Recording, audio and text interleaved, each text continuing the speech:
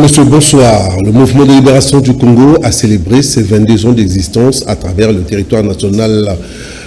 Une messe d'action de grâce a été dite à la paroisse Sainte-Anne de la Gombe. Les cadres et militants du mouvement de libération du Congo, avec à leur tête la secrétaire générale du parti, Mme Eva Zaïba Massoudi, à l'unisson, les membres du MLC se sont retrouvés à travers cette messe. Suivez ce reportage de Véambata.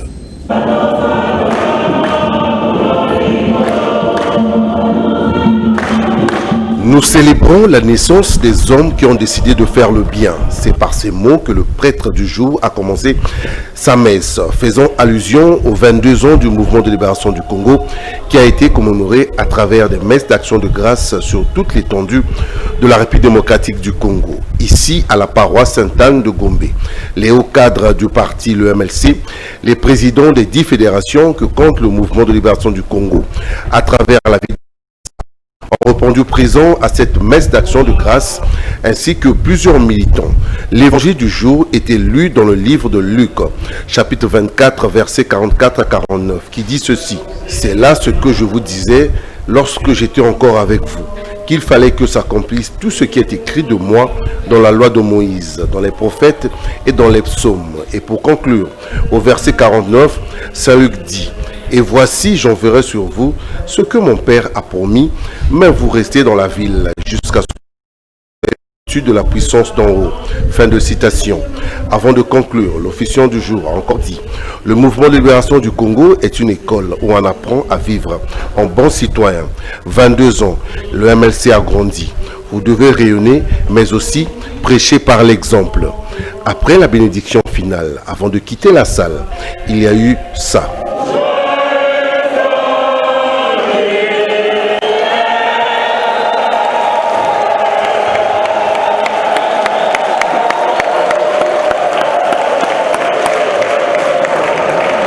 À la fin du culte, la secrétaire générale du mouvement de libération du Congo explique le pourquoi de cette messe d'action, vision du président national Jean-Pierre Bemba.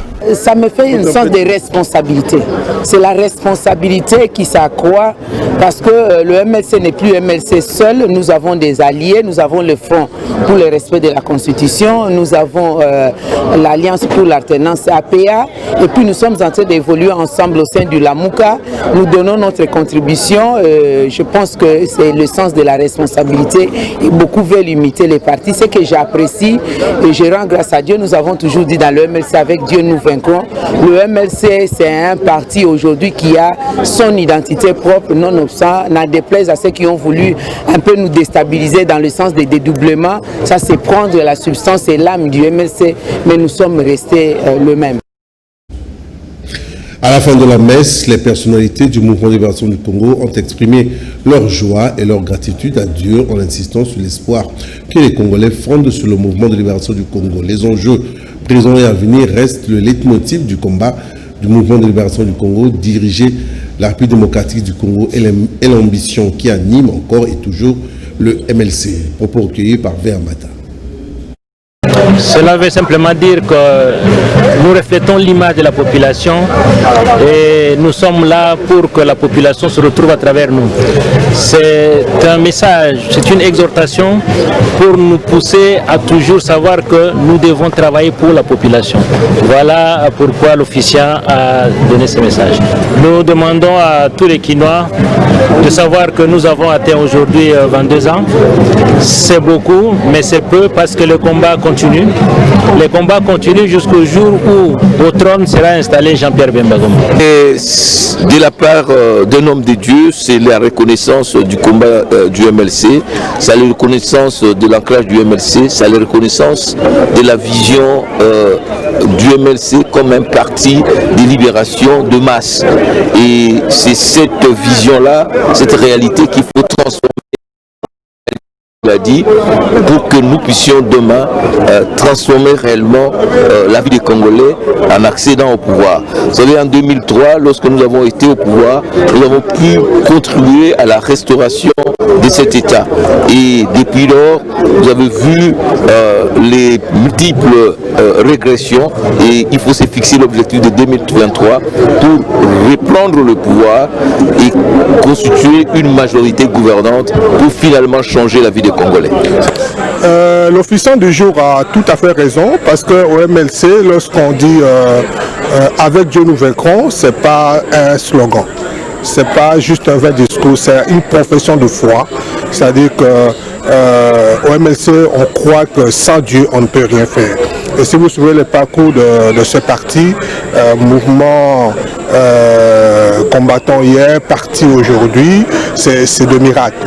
C'est du miracle. Jean-Pierre Bemba, lui-même, sa vie, c'est du miracle.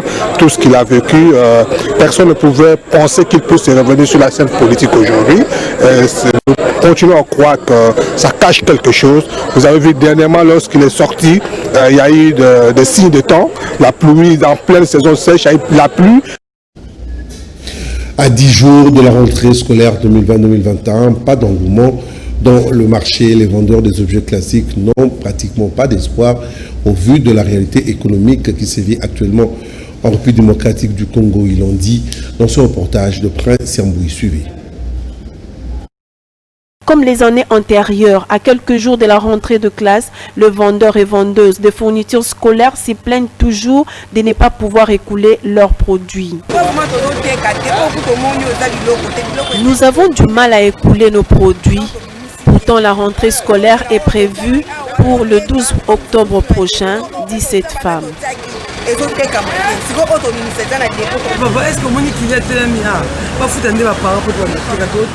Les expatriés dont le magasin vendent eux aussi en détail comme nous.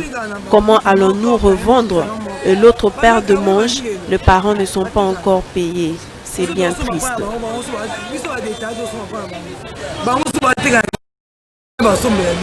Hormis les difficultés financières auxquelles sont butés bon nombre de parents, plusieurs d'entre eux attendent la dernière minute pour devoir s'acquitter de leurs tâches, ce qui crée un engouement hors pair dans le marché de Kinshasa qui souvent occasionne le vol. Espérons que les choses vont évoluer le bon.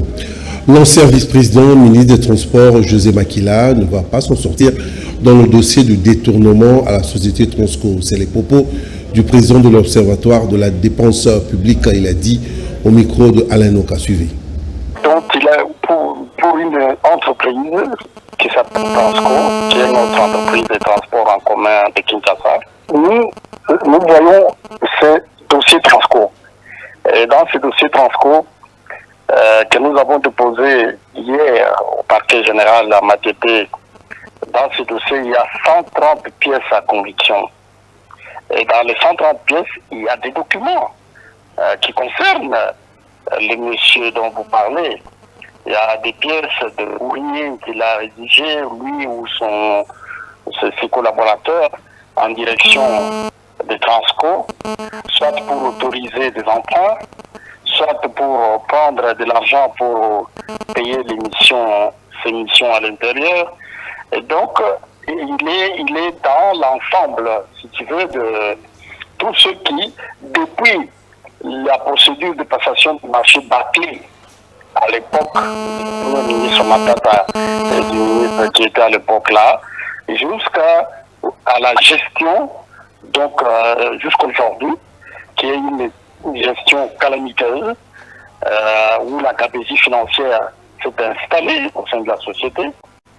Et donc, José Makila, il est dans la chaîne de cette gabegie financière, comme plusieurs autres qui devront donc répondre de leurs actes devant la justice. Des recettes qui ont disparu, je vous donne un exemple, la société prétend, les dirigeants prétendent qu'il y a 15 millions de dollars de recettes annuelles, mais les travailleurs et d'autres personnes qui sont dans l'entreprise vous disent que non, c'est pas 15 millions, mais 24 millions. Et donc, c'est pas seulement un dossier de détournement, c'est aussi un dossier de séquestration d'agents, d'emprisonnement illégal, installé de manière illégale. Et donc, il y a tout ça. C'est un dossier très lourd. Excusez-nous pour la qualité de cet élément. Lancement le jeudi 1er octobre dans la salle Naomi de Béatrice, hôtel de la campagne, concernant les plaidoyers du rapport Mapping, initiative de l'Église de Christ au Congo SCC en collaboration avec d'autres confessions religieuses et quelques mouvements citoyens de la RDC. Jacques Kalonji pour les détails. C'est une célébration de la première décennie d'un rapport inventaire des crimes atroces commis en République démocratique du Congo de 1993 à 2003 et dont les recommandations souffrent d'application. Raison pour laquelle l'Église hausse les tons pour sensibiliser tout en dénonçant la peur de fouiner dans le passé. Le silence et l'impunité perdurent. Une injustice criante qui ne peut être cautionnée par les leaders religieux. La peur de fouiner dans le passé pour des atrocités aussi graves que celles relevées dans ces rapports fera de nos dirigeants des grands complices et responsables du non-respect des droits de l'homme en RDC et l'histoire les jugera à ce titre. Là où la vie humaine est bafouée, l'Église réclame le sérieux dans la considération de ces rapports projets. Une seule vie humaine perdue injustement est une tragédie. Nous ne devons pas écrouler et laisser s'écrouler notre mini fondateur. Raison pour laquelle l'Église de Christ au Congo, en collaboration avec les confessions religieuses, la société civile, les mouvements citoyens, s'engagent à amener la population à une appropriation de ces combats. La finalité de cette démarche de la Commission Justice et Paix et Sauvegarde de la création de l'Église de Christ au Congo est l'appropriation de ces rapports par la population congolaise et de militer pour une justice transitionnelle. Le temps est venu pour les Congolais de regarder en face de cette page si sombre de notre histoire. Le rapport Mapping a documenté 617 violations graves de droits de l'homme et de droit international humanitaire commises entre 1993 et 2003 sur le territoire démocratique du Congo. 10 ans après, les rapports projet Mapping restent d'actualité car la violence continue à l'est de la République démocratique du Congo et ces recommandations ne sont toujours pas appliquées. Digital Security Group a organisé un forum sur la liberté de l'Internet à l'intention des activistes, médecins et journalistes dans le souci de sécuriser leurs informations sur la toile. La matière exploitée a été d'une importance non négligeable. Prince Yamboui pour les commentaires. Ces forums sur la liberté d'Internet tient à améliorer la sécurité des populations sur les numériques en leur offrant des innovations, des nouvelles technologies pour un travail sécurisé afin de combattre la cybercriminalité et autres formes de violence en ligne. Aujourd'hui, c'est le début d'un forum qui nous donne l'opportunité de parler sur la liberté de l'Internet ici au Congo. Donc nous avons invité les journalistes, les activistes et le reste de la population pour échanger et apprendre des technologies qui leur permettent de gérer leur présence en ligne d'une manière sécurisée. Bon, voilà, il y a plusieurs technologies innovantes qui sont en place. Alors, nous leur demandons de pouvoir comprendre et d'apprendre ces logiciels afin d'éviter d'être, par exemple, victime de piratage et de différentes attaques et de pouvoir se mettre à jour, d'utiliser des logiciels qui leur mettent à l'abri des potentielles attaques. En fait. Quels sont ces logiciels? Vous avez par exemple Flowcrypt, nous avons des logiciels comme Signal et autres. Donc il y a plusieurs gammes de logiciels qui permettent par exemple des chiffrements des données et aussi de pouvoir envoyer ou stocker des données d'une manière sécurisée. Plusieurs applications existantes ont été mises à la disposition de bénéficiaires pour leur sécurité numérique et un plan d'action pour atteindre le plus grand nombre de populations. Journée mondiale de l'agriculture célébrée chaque 1er octobre a été une occasion ici dans la ville province de Kinshasa pour les experts de l'agriculture familiale a revendiqué certains droits à travers une marche pacifique qui les a conduits jusqu'au Palais de la Nation. Il revendique la promotion de l'agriculture familiale. Commentaire de Naomi Benza suivi. Pas de pays sans paysans. Oui, la mécanisation de l'agriculture pour produire et manger 100% Made in RDC. C'est le thème retenu cette année à l'occasion de la Journée internationale de l'agriculture, célébrée le 1er octobre de à Kinshasa. La Journée internationale de l'agriculture a été marquée par une marche de soutien à l'agriculture familiale et paysanne en RD Congo, organisée par le Comité national des promotions de l'agriculture familiale.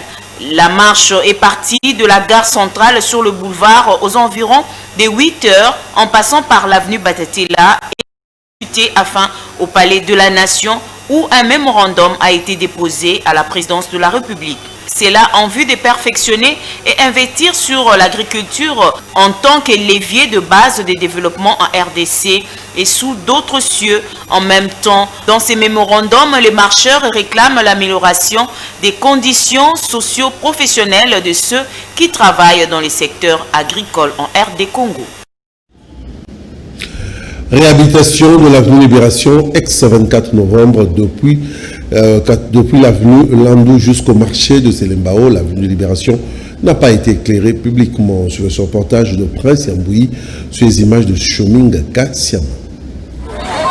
L'avenue de la Libération, ex-24 novembre, dans la commune de Selembao, dans son tronçon compris entre l'avenue Landou jusqu'au marché de Selembao, longtemps délabré, vient d'être réhabilité par l'OVD après près de 4 mois de travaux à la grande satisfaction des usagers de cette voie. Fort et malheureux de constater que cette avenue est dépourvue d'éclairage public. Pourtant, les Koulouna dans cette partie opèrent et offrent des spectacles désolants, même en plein jour. Le risque des accidents de circulation est fort probable. Bien sûr, on a bien arrangé l'avenue de la Libération, mais ce que nous constatons ou ce que nous déployons, il faut qu'ils puissent mettre la lumière publique. Vraiment, nous manquons la lumière publique. Ça risque de causer beaucoup d'accidents et de morts d'hommes. Mais alors, là, ce sera le gouvernement ou l'OVD qui travaille là? Là, c'est le problème du gouvernement. L'OVD, c'était l'entreprise. Quand vous lui confiez cette tâche, il va le faire. Mais si vous ne confiez pas cette tâche, qu'est-ce qu'il va faire? Rien. Donc, il faut que le gouvernement puisse s'engager avec la société d'électricité pour qu'on puisse mettre l'énergie, la lumière publique. Bien sûr, le macadam est bien traité, mais ce qui nous manque de terrasser, et ce qui nous manque encore, de la lumière. Lumière de l'autre macadam. Le gouvernement, est-ce qu'il voit, il voit bien, il ne voit pas. Tu fais l'autre et l'autre tu laisses. Pas de lumière, pas de terrasse. La lumière porte quelque chose pour quelqu'un pour bien se promener pendant la nuit. Il passe. Voilà, c'est sous cette note sur l'éclairage public de la commune de Selembao que nous mettons un terme à cette audition. Merci de l'avoir suivi. Koupar Bola était à la caméra, Takidi à la réalisation. Moi, je vous dis merci. L'actualité continue sur la chaîne YouTube de Kanaki Télévision pour revoir ce journal. Allez, bye bye, bon week-end, prenez soin de vous.